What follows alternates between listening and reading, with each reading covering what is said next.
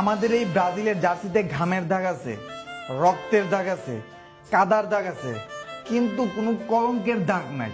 আসলেই কি তাই? रुको जरा सबर करो। বেশি দূরে যাব না, সালটা 1995, ব্রাজিল ভার্সেস আর্জেন্টিনার football match.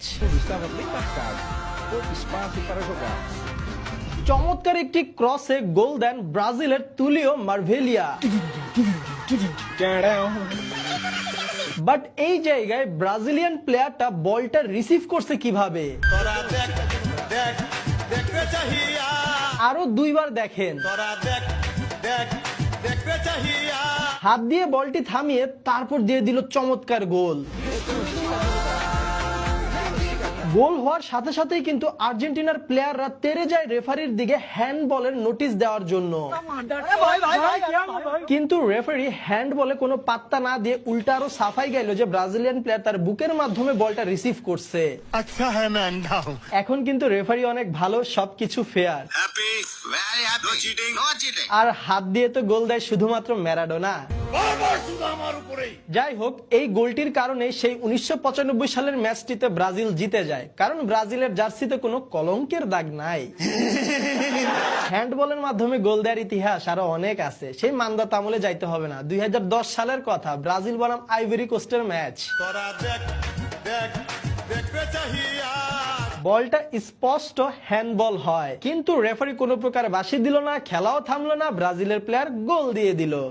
That's got to be handball. That's got to be handball. Ivory কোস্টের প্লেয়াররা হ্যান্ডবলের আপিল করলো, কিন্তু রেফারি হাসতে হাসতে চলে গেল, কারণ রেফারি একদমই ভালো আর একদমই fair. Happy very happy. No cheating no cheating. এবার আসি ব্রাজিলের 2002 সালের বিশ্বকাপ জয়ের আমল নামায়। নকআউট স্টেজের খেলা, ব্রাজিল বনাম বেলজিয়াম, স্কোর কিন্তু 0-0। এমন সময় একটি ক্রস থেকে চমৎকার একটি হেডে গোল দিয়েছিল বেলজিয়ামের প্লেয়ার,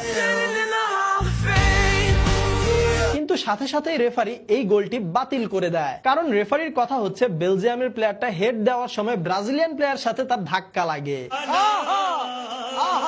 জাস্ট ফাউলের নমুনাটা দেখেন। মাথায় নষ্ট মামা। মাথা নষ্ট ফাউল, আর গোলটি বাতিল। আর এই গোল বাতিল করে দেওয়ায় জিতে যায় ব্রাজিল। আমার মায়াবতী দিচ্ছে, এ ভাইস্তা আমার মায়াবতী দিচ্ছে।